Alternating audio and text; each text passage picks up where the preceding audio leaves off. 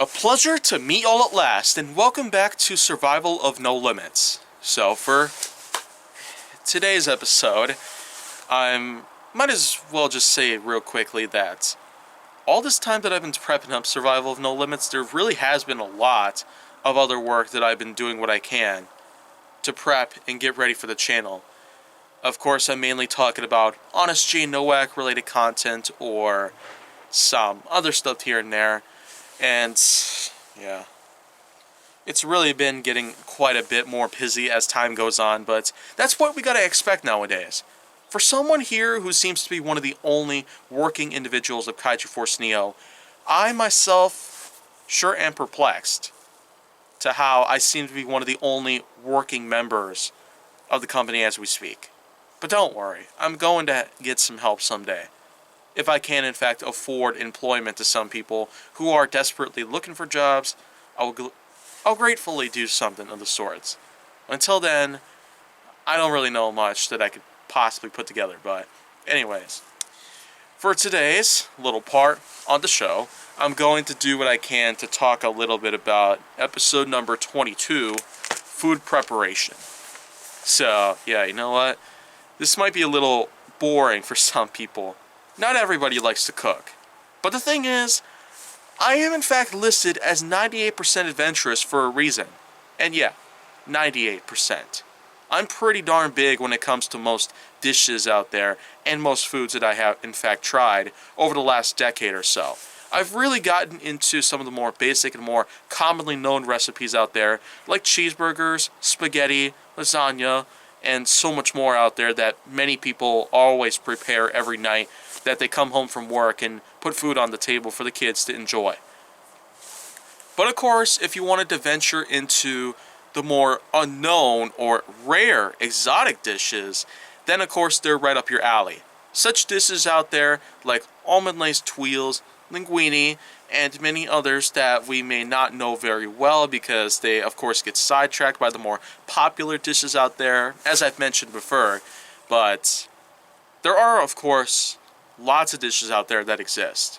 So many of which that it can be pretty hard to keep track of most of them.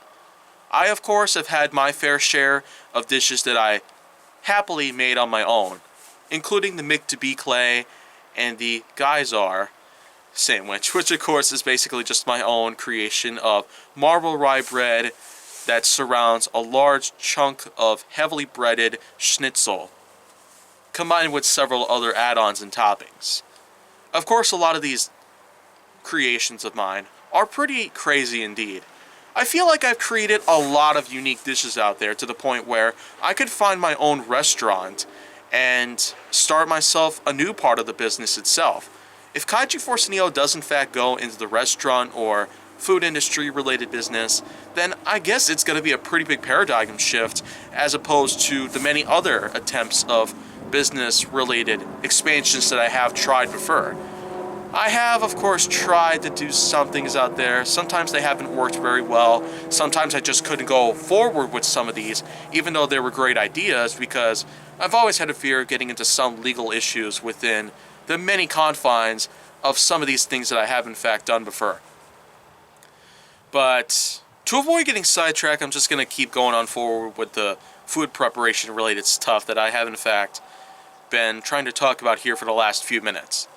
Food preparation is in fact one of the key parts of owning a restaurant.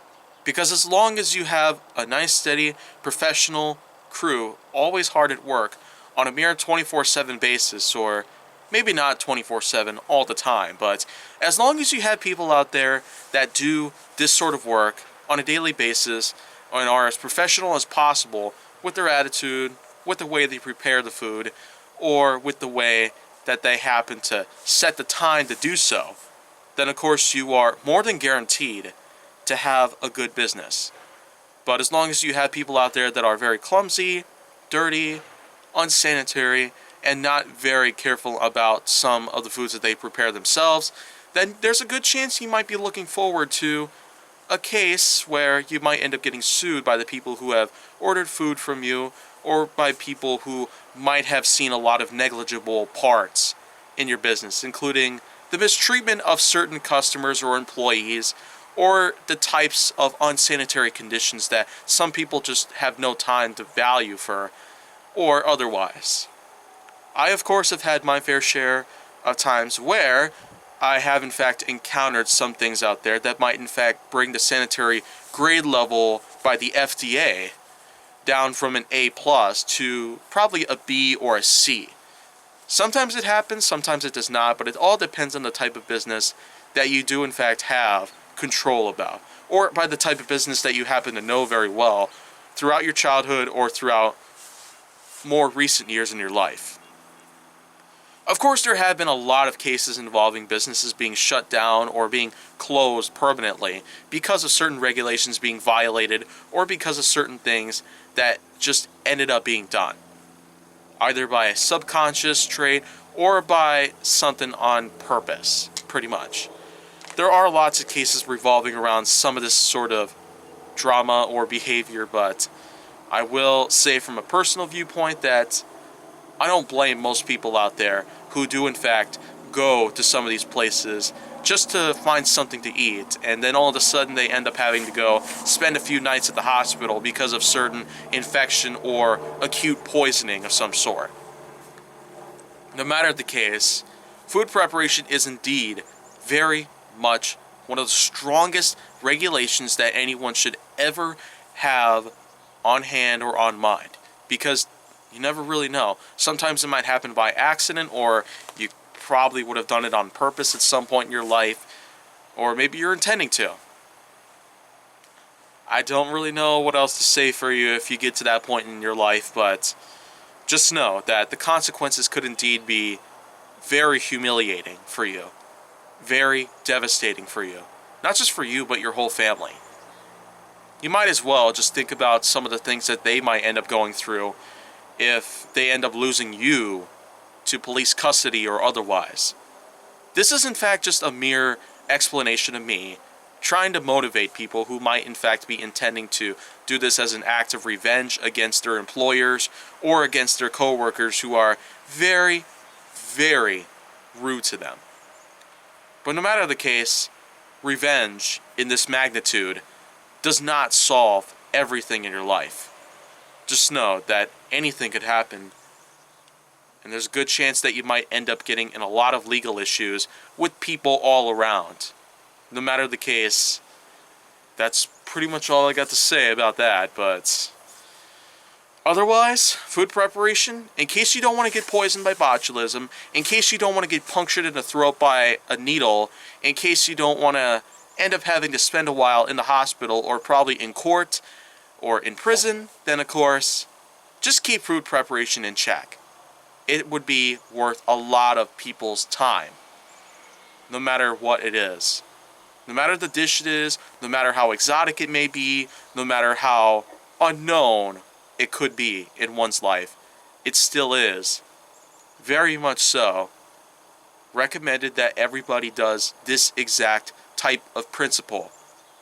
Of course, I know how to do my part in this whole entire thing, where some people may not care and some people might actually care very much so.